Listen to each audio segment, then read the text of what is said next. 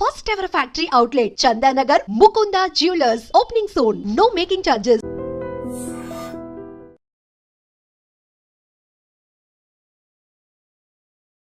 ఒక గ్రామస్థాయి సర్పంచ్ నుండి స్టార్ట్ అయినటువంటి వ్యక్తి ఇవాళ రాష్ట్రానికి తెలంగాణకు ముఖ్యమంత్రి అయిన రేవంత్ రెడ్డి అంటే ఆయన ప్లానింగు, ఆయన ఎట్లా చేయాలి, ఎట్లా సీఎం కావాలి అనే ఆలోచనల ద్వారా ఇక్కడికి వచ్చిండు.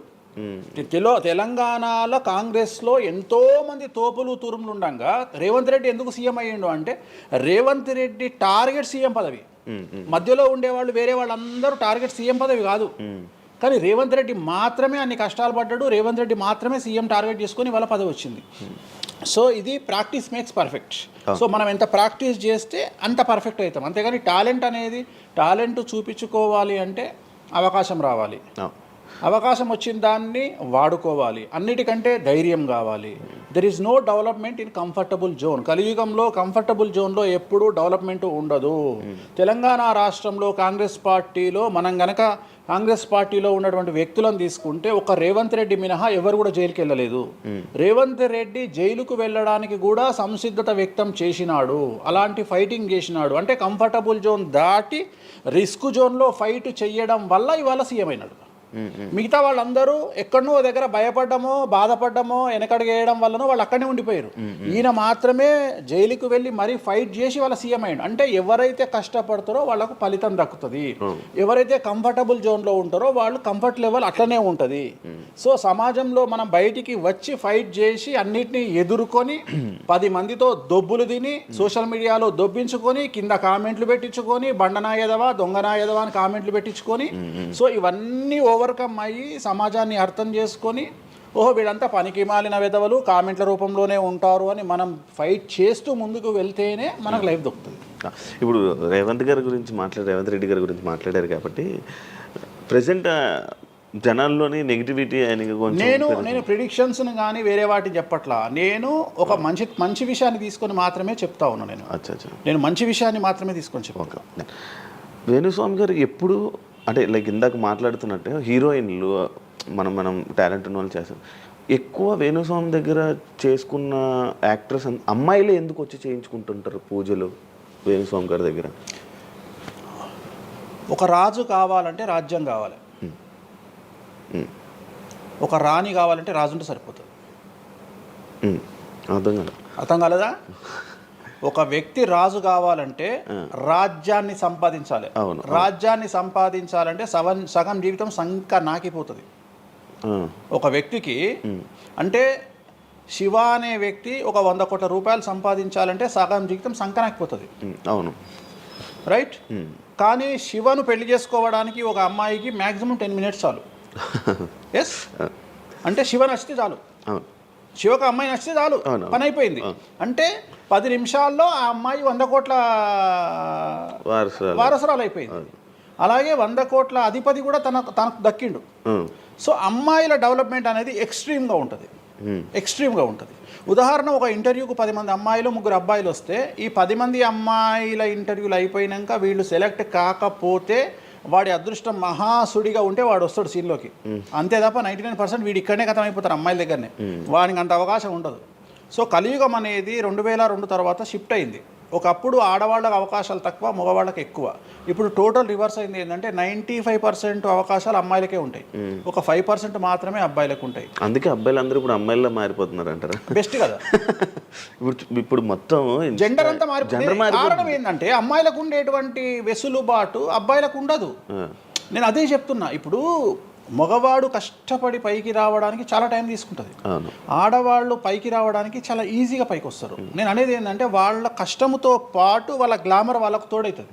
అవును, ఇప్పుడు మీరు ఏ పాయింట్ చెప్పారో అర్థమైంది. ఇప్పుడు అమ్మాయిలకి ఎలాగో అవకాశాలు ఉన్నాయి కదా, మరి ఆల్రెడీ వాళ్ళకి ఎలాగో అవకాశాలు వస్తాయి కాబట్టి మరి మీరు వాళ్ళని ఎందుకు అమ్మాయిలనే చూడడం? అంటే రాని వాళ్ళకు నేను చూస్తున్నా. ఇప్పుడు వచ్చిన వాళ్ళు నా దగ్గరికి రారు కదా. ఇప్పుడు కరోనా వస్తేనే హాస్పిటల్కి పోతాడు, కానీ కరోనా రాకముందు పండుకోడు కదా హాస్పిటల్లో. సో అట్లనే వేణుస్వామితో పని ఉంటేనే వస్తారు.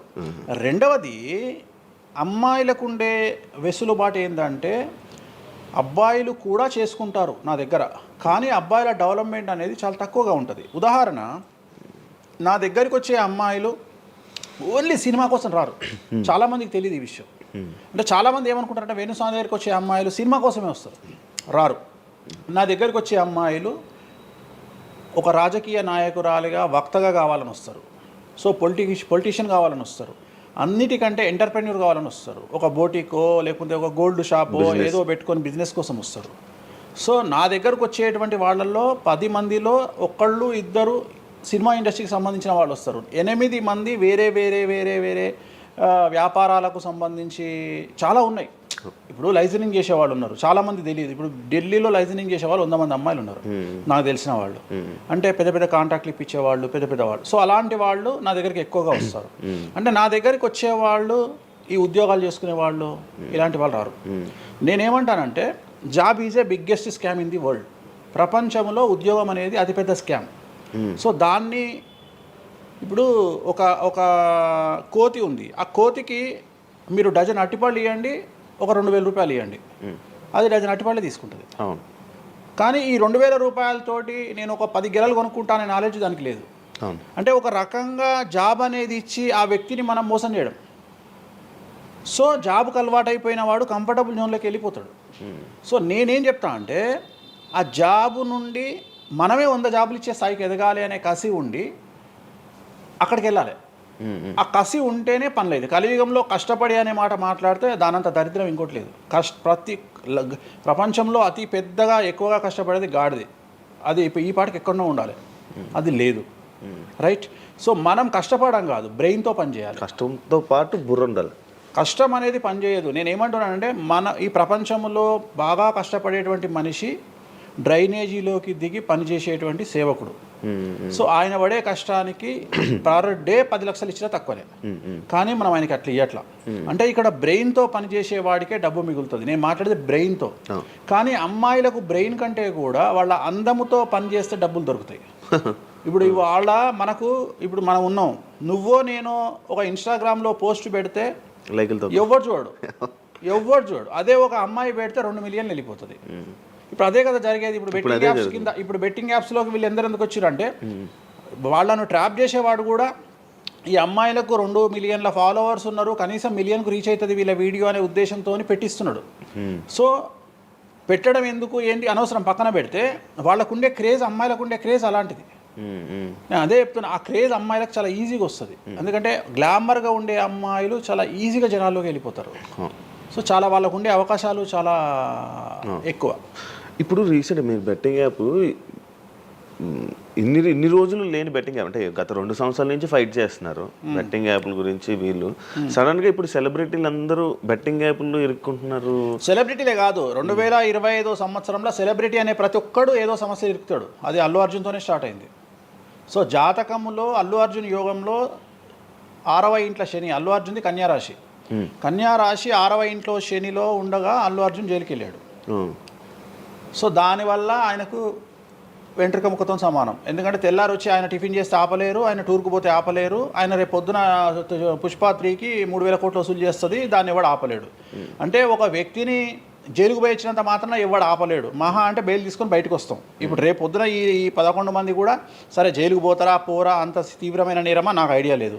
సో వాళ్ళు పోయినా మళ్ళీ 10వ రోజు వచ్చి మళ్ళీ 11 నాడు వాళ్ళు మళ్ళీ స్టేటస్ పెట్టుకుంటారు. దానివల్ల పెద్ద ఒక కొంపల మునిగేది ఏం లేదు. కాకపోతే ఇక్కడ జాతక రీత్యా ఎందుకే ఇప్పుడు జరుగుతుంది అంటే, ఎందుకు జరుగుతుంది అంటే ఎవరి జాతకంలోనైతే ఆ ప్రత్యేకమైనటువంటి టైమింగ్ వస్తుందో ఆ టైమింగ్లో ఉండేవాళ్ళు జైలుకు వెళ్ళడమో, సమస్యల పాలవడమో, మీడియాకి ఎక్కడమో. ఇప్పుడు అందరూ మీడియాకి ఎక్కిన అందరు జైలుకి వెళ్ళరు. సో ఇంకోటి ఏంటంటే, ఇప్పుడు ఒకప్పుడు జైలు అంటే భయము, ఇప్పుడు జైలు అనేది క్వాలిఫికేషన్.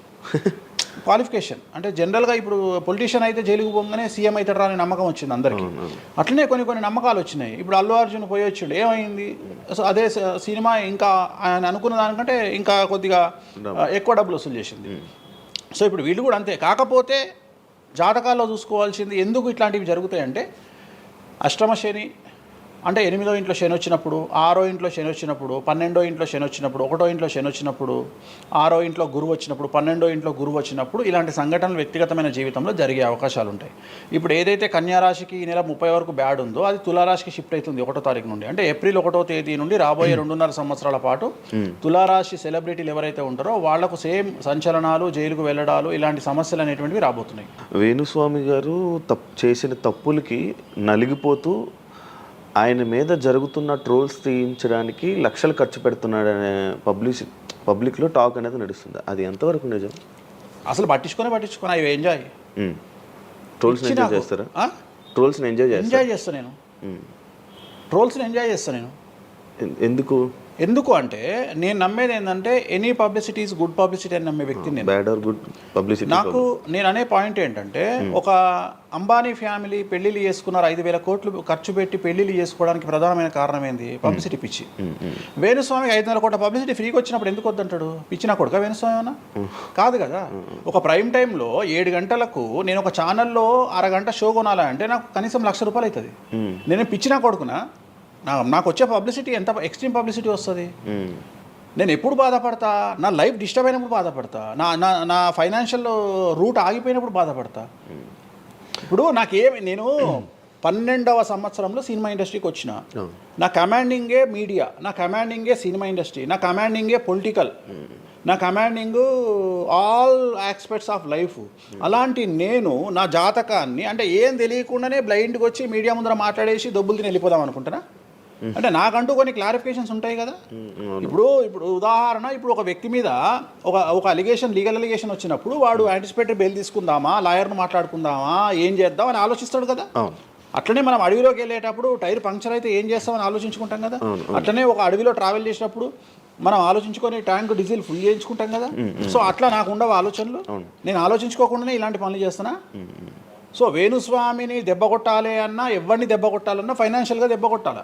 బట్ నేను అవకాశం అవతల వాడికి ఇయ్యాను. కారణం ఏంటంటే ఒక ఎలుకలాగానో ఒక పాములాగానో, ఒక ఎలుక కానీ పాము కానీ తన శత్రువుల దాడి నుండి బయటికి రావాలంటే 7 నుండి 8 బొక్కలు చేసుకుంటుంది ఒక హోల్లో. అంటే ఇటు రాడ్ పెడితే ఇటు వెళ్ళిపోతుంది, ఇటు రాడ్ పెడితే ఇటు వెళ్ళిపోతుంది. సో అట్లనే నేను ఒక 4-5 రకాల ఆర్థిక వనరులను ఏర్పాటు చేసుకున్నా. నా మెయిన్ ఇది కాదు. ఇది కాకుండా ఇంకా 4-5 రకాల ఆర్థిక వనరులను ఏర్పాటు చేసుకున్నా. ఈరోజు దుకాణం బంద్ చేయమంటే ఇదే క్షణంలో దుకాణం బంద్ చేసి కాలు మీద కాలేసుకొని నా పనులు నేను చేసుకుంటాను. సో అంత కంఫర్టబుల్ జోన్లో ఉన్నా నేను. సో నాకు టెన్షన్ లేదు. నాకు అంటే నన్ను ఎవడో ఆపేస్తాడు, నేను ఆగేయాలి, ఏం లేదు, హ్యాపీగా వెళ్ళిపోతుంది. సెపరేట్ బిజినెస్లు ఉన్నాయి నాకు. 190 వ్యాపకాలు ఉన్నాయి నాకు.